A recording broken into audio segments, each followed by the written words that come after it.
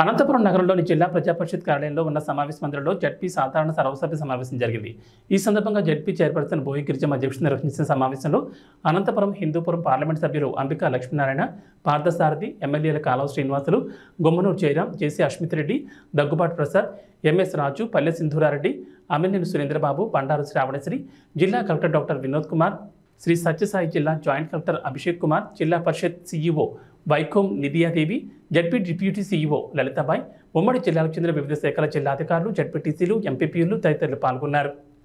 ఉమ్మడి జిల్లాల అభివృద్ధికి అయితే ఖచ్చితంగా మా శాసనసభ్యులు, పార్లమెంట్ సభ్యులు మీకు తోడుగా ఉంటారు.